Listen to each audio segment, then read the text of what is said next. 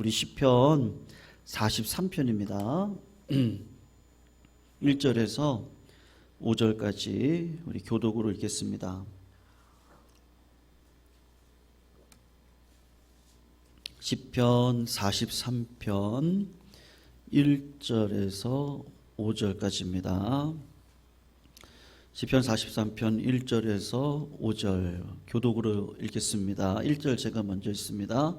하나님이여 나를 판단하시되 경건하지 아니한 나라에 대하여 내 송사를 변호하시며 간사하고 불의한 자에게서 나를 건지소서.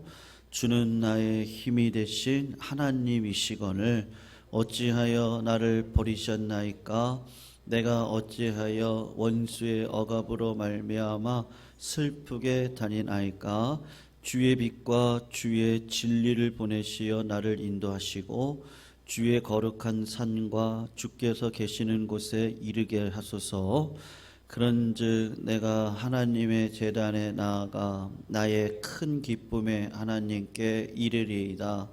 하나님이여 나의 하나님이여 내가 수금으로 주를 찬양하리이다. 우리 5절 같이 읽어요. 내 영혼아 내가 어찌하여 낙심하며 어찌하여 내 속에서 불안해하는가. 너는 하나님께 소망을 두라. 그가 나타나 도심으로 말미암아 내 하나님을 여전히 찬송하리로다. 아멘. 우리 하나님을 믿는 사람들이 때때로 큰 어려움을 당할 때 그때 우리도 모르게 나오는 가장 큰 탄식이 무엇이죠? 하나님이 나를 버리셨습니까? 라고 하는 질문입니다. 하나님이 나를 버리신 것 같다, 이런 생각이 드는 것이 하나님을 믿는 사람에게 있어서 가장 큰 절망이다 말할 수 있습니다. 여러분들 어떤 어려움이 있어도 하나님이 나를 버리신 거 아니야, 절대 그럴 리가 없는 거죠. 하나님을 사랑하는 자, 그 뜻대로 부르심을 입은 자들은 그렇지, 모든 것이 합력해서 선을 이룰 거야, 그런 믿음이 생기면 우리는 아무 문제가 없습니다. 그런데 별것 아닌 것 같은데도 본인이 생각할 때, 내가 생각할 때 하나님이 나를 버리셨나? 이런 생각이 들을 때는 다 무너지게 되는 것이죠. 하나님을 믿는 성도들에게 무릇 지킬 만한 것보다 이 마음을 지키셔야 됩니다. 우리 성도님들, 하나님이 우리를 버리시겠어요? 여러분, 믿음이 있다는 게 무엇을 말하는 것일까요? 우리가 살아가다 보면 하나님이 나를 버리신 것 같은 처지를 만나게 되는 것이죠. 예수 잘 믿어도 질병으로 죽음을 맞이합니다. 예수를 잘 믿어도 전쟁을 경험하고 여러 가지 어려움들을 겪게 됩니다. 그럴 때 믿음이 뭐예요? 그래도 하나님은 절대로 나를 버리지 아니하신다, 약속하셨다, 그리고 나는 확실히 안다, 하나님은 나를 버리지 않았어. 그래서 그런 자리에서 찬송이 나오고 그런 형편에서 감사가 나오고 평안이 오면 믿음이 능력인 거죠. 정말 그런 믿음은 대단한 겁니다. 그런데 평소에 믿음이 있는 것 같이 생각하다가 조금만 어려운 일이 생기면 그만 하나님이 나를 버리셨나? 그래서 마음이 확 무너진다면 우리가 신앙생활하면서 도대체 무슨 의미가 있겠습니까? 오늘 시편 43편이 주는 메시지가 있는데 그게 뭐냐 하면, 하나님을 믿는 성도들에게는 어떠한 처지가 와도 은혜의 때다. 우리 성도들 믿으시기를 축원합니다. 어떤 때라고요? 은혜의 때예요. 정말 하나님이 나를 버리신 것 같은 그런 기가 막힌 탄식이 나오는 상황 속에서도 하나님이 절대로 나를 버리지 아니하셨다, 지금은 은혜의 때다, 심판의 때가 아니다. 5절을 보세요. 오늘 이 시편 기자가 뭐라고 고백하죠? 네 영혼아 어찌하여 낙심하며 어찌해서 네 속에서 불안해하느냐. 너는 하나님을 바라라. 여러분, 하나님께서 이런 음성을 저희들에게 들려주시는 거죠. 네가 어찌 그렇게 괴로워하고 어찌 그렇게 낙심하느냐. 하나님을 기다려라. 주님의 음성이 들리는 겁니다. 모든 성도들이 다 어려운 일들을 겪을 때 하나님께서 우리들에게 주시는 은혜가 뭐예요? 그 임재의 은혜거든요. 여러분, 하나님의 임재가 없으면 답답합니다. 하나님의 임재가 느껴지지 않으면 정말 절망입니다. 두렵습니다. 못 살겠어요. 미쳐버릴 것 같아요. 왜냐, 하나님이 말씀해 주셔야 되고 함께 해주신다는 음성을 들려주셔야, 내면의 음성이 들려야 하나님의 뜻을 따라 이 땅을 살아가게 되는데, 여러분, 우리가 어떤 사람에게는 하나님의 음성이 크게 들리시는 분들이 계세요. 어떤 사람에게는 작게 들리는 분도 계세요. 또 어떤 분들은 거의 알아듣지 못해서 믿음의 방황을 하시는 분들도 있습니다. 그러나 주님의 말씀이 전혀 들리지 않는 성도는 없단 말이죠. 성도님들은 어떤 상황에 계십니까? 사실 오늘 시편 43편은 구속사적으로 소식이 보셔야 될 필요가 있습니다. 오늘 시편 43편에 나의 하나님 어찌하여 나를 버리셨습니까? 라는 표현은 누가 하신 거예요? 십자가 달려 돌아가실 때 우리 구주 예수께서 엘리 엘리 라마 사박다니, 나의 하나님 어찌하여 나를 버리셨습니까? 이 말씀을 예수님이 시편 43편의 말씀을 기억하고 십자가상에서 엘리 엘리 라마 사박다니, 나의 하나님 어찌하여 나를 버리셨습니까? 여러분, 예수님이 십자가에서 하셨던 이 기가 막힌 탄식을 통해서 우리가 깨달을 수 있고 계속해서 묵상을 해야 되는 게 무엇입니까? 진짜 저주가 뭐예요? 성도님, 진짜 저주가 뭐예요? 하나님의 음성이 안 들리는 거예요. 관계가 깨지는 겁니다. 하나님과 관계가 끊어진 것, 그것이 우리가 죄인이기에 받는 가장 무서운 저주죠. 하나님이 나와 함께 할 수 없어요.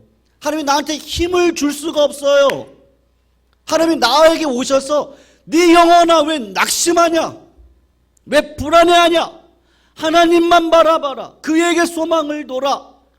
이런 음성이 들리지가 않는 게 가장 큰 저주죠. 예수님이 그 저주를 십자가상에서 달려 돌아가심으로 끊어내셨습니다. 할렐루야.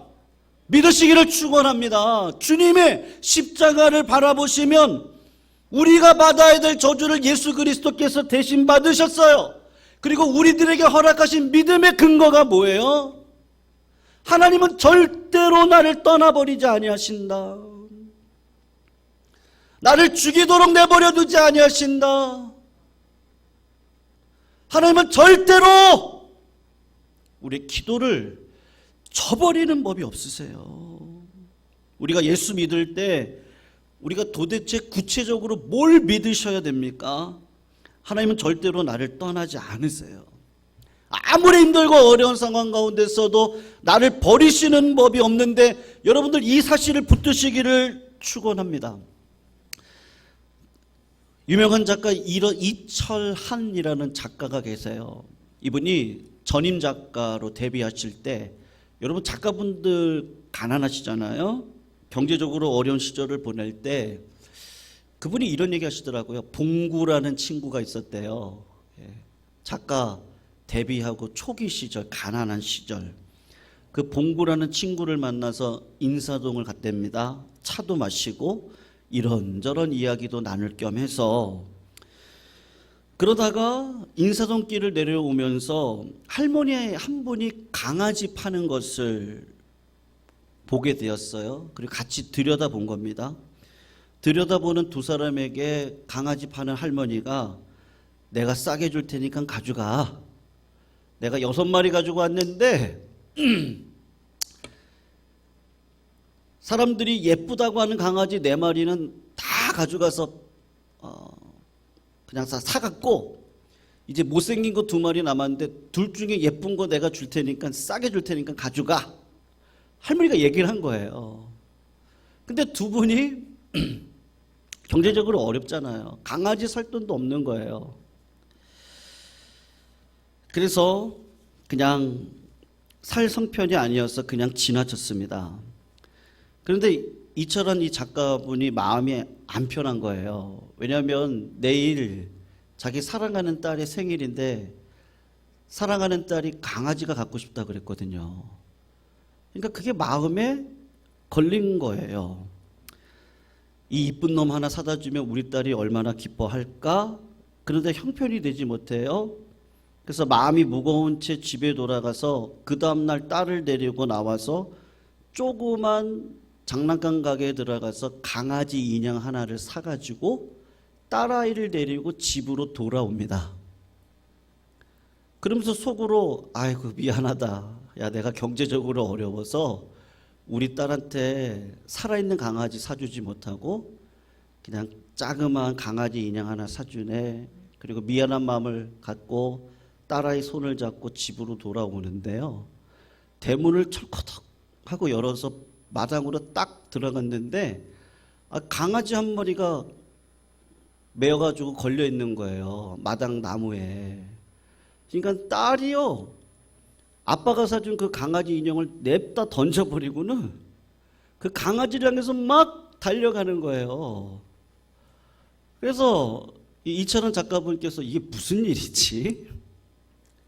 그래서 강아지를 이제 보러 같이 갔어요. 갔는데 그 옆에 편지 하나가 놓여져 있는 거예요. 그래서 그 편지를 뜯어봤죠. 근데 편지가 이렇게 써 있었어요. 철아나, 봉구 다녀간다. 도둑처럼 주인이 없는 집 담을 넘었다. 네 딸내미가 생일 선물로 강아지 선물 받고 싶다고 했다면서 어젯밤 너하고 헤어진 뒤 강아지 파는 할머니한테 다시 갔었다. 남은 두 놈 중에 조금 더 미운 놈을 사가지고 왔다. 예쁜 놈 아니라 어떤 놈이요? 미운 놈 사가지고 왔다. 우리 집에서 하루 재우고 오늘 데려왔어. 이 강아지 있잖아. 학교 다닐 적 내 모습을 많이 닮은 것 같다. 나처럼 못나고 공부도 못하는 애들은 어디를 가나 찬밥이었잖아. 그러면서 이렇게 얘기를 했습니다. 예수님은 못난 사람들, 힘없는 사람들을 제일로 사랑하셨다는데 말이야. 철아나, 힘내라. 너는 멋진 소설가가 될 거야. 틀림없이. 요 편지를 딱 읽는데 하늘에서 눈이 펑펑 떨어지는 거예요. 이 편지를 보는데 이렇게 눈물이 나더래요. 이철원 작가가. 봉구라는 친구가 야, 이게 예수님 같은 마음인데 참 친구 잘 뒀죠. 이 두 분 다 예수 믿는 사람이시거든요. 여러분, 이 봉구 친구의 마음이 그냥 하나님의 마음을 보는 것 같습니다. 하나님은 우리가 못났어도 죄가 많죠. 때로는 실수가 있고 때로는 참 인간적인 연약함을 가지고 살아가는 나를 보면 어떨 땐 답답하다고 하거든요. 네. 그리고 죄를 이기지 못하는 내 모습을 보면 여러분 어떨 때 그게 너무 답답한 거 아십니까? 내 안에 죄가 하나님과의 교제를 가로막는 것도 알겠는데 이 죄를 내가 이길 수 있는 힘이 없어서 하나님 앞에 몸부림을 치는데요. 그게 정말 너무 힘들어요. 어쩔 때는요. 왜냐면 내 입을 닫아야 되고 인내해야 되고 참아야 되고 나오지도 않는 기도를 가지고 하나님 앞에 신음으로 몸부림을 쳐야 되고 나는 왜 이렇게 못났나? 나는 왜 이렇게 영성이 없나? 나는 왜 아직도 죄를 가지고 이렇게 몸부림을 치는가? 근데 예수 그리스도 십자가 그걸 바라보면 모든 것들이 다 풀려버리는 거 아니겠어요? 하나님이 언제 우리를 떠나신 적이 있으세요? 우리가 떠나면 떠났죠. 내가 믿음을 떠나면 떠났죠. 내가 원망하고 불평해서 하나님의 이름을 안 불렀으면 안 불렀죠. 하나님이 나를 떠났던 적은 단 한 번도 없지 않습니까? 사랑하는 성도님들, 십자가 바라보면 예수 그리스도의 그 사랑이 우리를 떠나지 않고 내가 아무리 못난 사랑 안에 살아간다 할지라도 하나님이 나를 붙들어 주시는 그 사랑, 이거 변치 않는다는 것 십자가를 통해 보여주시고 있다면 우리가 절대로 절망할 필요가 없는 거 아니겠어요? 여러분 오늘도 그 십자가 의지하시고 기도하시기를 주님의 이름으로 축원합니다. 누리셔야 되는 거죠. 은혜와 사랑을 받은 것만으로 그치면 안 됩니다. 은혜는 누려야 되는 겁니다. 여러분 그런 은혜를 받으셨다면 어떤 형편의 처지 가운데 있다 할지라도 용기를 가지시고 기뻐하는 마음을 가지고 담대한 마음을 가지고 조금 어려우면 그만두는 것이 아니고 삶의 의욕을 잃어버리는 것이 아니고 자신감을 잃어버리고 절망하는 것이 아니라 다시 일어서셔서 주님의 이름을 붙들고 땀방울이 핏방울이 되도록 기도하시면 하나님의 능력이 온전히 내 마음 가운데 들어와 오늘도 하나님의 영광으로 살아갈 수 있는 하늘의 힘이 우리 가운데 있는 줄로 믿습니다. 여러분 오늘 5절 너 왜 그렇게 괴로워하고 낭망하느냐 하는 음성을 들은 것처럼 우리에게도 하나님 우리와 함께 하시는 분명한 증거를 보여주시는 거죠. 그게 뭐겠어요? 성도들 그게 뭐겠어요? 그 예수님밖에 없습니다. 여러분 예수님의 이름이 무슨 뜻이에요? 구원자라는 뜻입니다. 자기 백성을 구원할 자가 예수님이라는 이름의 뜻입니다. 그러니까 구속자, 구원자라는 뜻이 있습니다. 그리고 또 하나의 뜻이 있습니다. 여러분 기억나세요? 예수님의 이름을 뭐라고 지칭하셨죠? 마태복음에 보면 임마누엘이라고 말씀하셨습니다.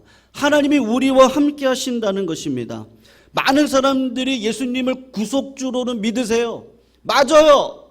하나님이 나를 구원하셨어요. 내 죄를 깨끗이 씻으셨어요. 그리고 뭐로는 믿지 않을 때가 많아요. 하나님은 어떤 상황이든지 나와 함께 해주세요. 임마누엘로서의 예수 그리스도를 믿지 않고 살아가는 경우가 얼마나 많이 있습니까?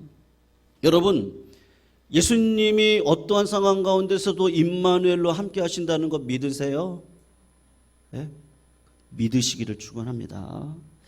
충남 보령 갈매못 순교지라는 곳이 있어요. 우리 나중에 한번 전도여행 가면 좋겠어요.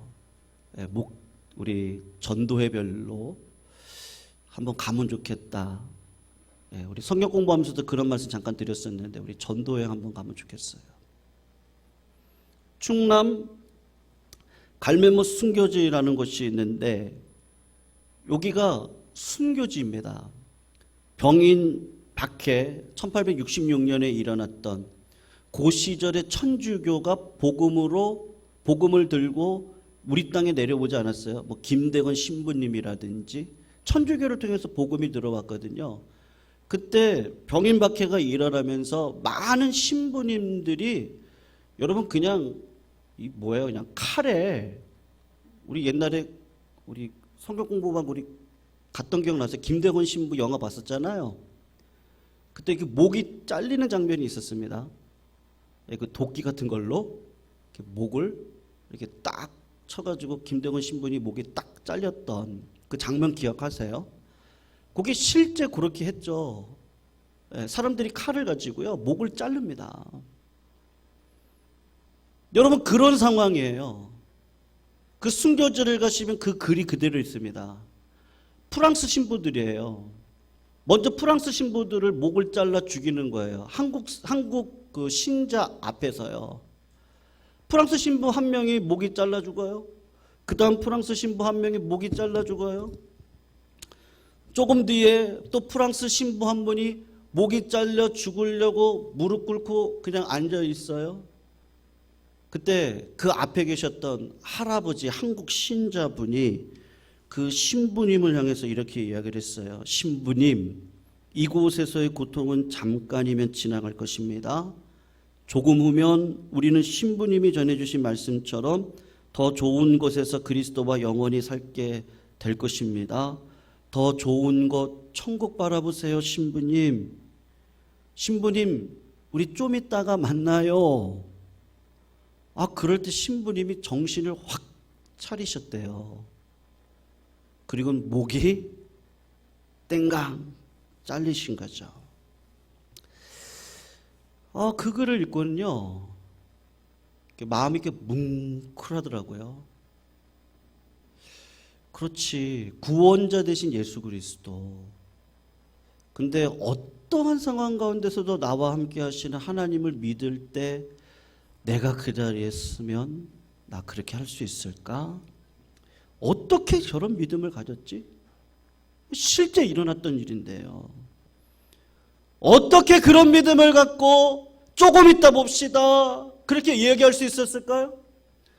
손혜관 목사님의 사랑하는 두 아들을 죽였던 한 청년을 입양해서 그 입양한 청년을 데리고 믿음의 사람으로 끌어갔던 그 원자폭탄과 같은 그 사랑을 가지고 어떻게 원수를 끝까지 사랑할 수 있었던 그 마음이 있었을 수 있었을까요?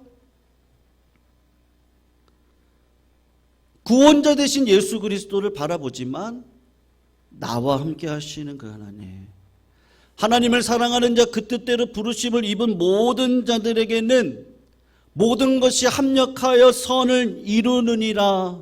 여러분, 오늘 본문 1절을 보시면 주님 저를 변호해 주세요, 주님 저를 구원해 주세요, 절박한 기도를 하나님 앞에 올려드립니다. 어려울 때라는 거죠. 모든 사람들로 버림을 받을 것 같았던 때라는 거죠. 우리가 살아가는 동안에 그런 경험을 할 때가 있습니다. 그럴 때 이 시편 기자가 뭐를 믿었던 거예요? 임마누엘 되신 예수 그리스도를 믿었던 것이죠. 그래서 3절을 보시면 그 시편 기자가 갈망을 하고 있거든요. 주님의 빛으로 나를 인도하세요, 주님의 진리로 나를 인도하세요, 주님 앞으로 나를 이끌어 주세요. 죄인이기 때문에 죄성을 가지고 있는 육신을 가지고 있기에 우리는 하나님 그분을 만날 수가 없습니다. 내 힘과 내 능력으로 하나님을 절대로 만날 수가 없어요. 근데 내가 길이고 내가 진리고 내가 생명이라고 말씀하셨던 예수 그리스도를 통해서, 내가 빛이다 말씀하셨던 예수 그리스도를 통해서, 내가 떡이다 말씀하셨던 그 예수 그리스도를 통해서, 내가 포도주다 말씀하셨던 그 예수 그리스도, 내가 목자다 말씀하셨던 그 예수 그리스도를 통해서만 우리는 누구를 만나요? 하나님을 만날 수 있죠. 그런 기도를 드릴 때 하나님이 응답을 해주세요. 누구를 주세요? 예수님을 주세요. 예수님. 제자들에게 이렇게 이야기하셨죠. 제자, 얘들아, 내가 너희들을 떠나가는 게 너희들에게 유익하다. 내가 너희들한테 성령을 보낼 거다.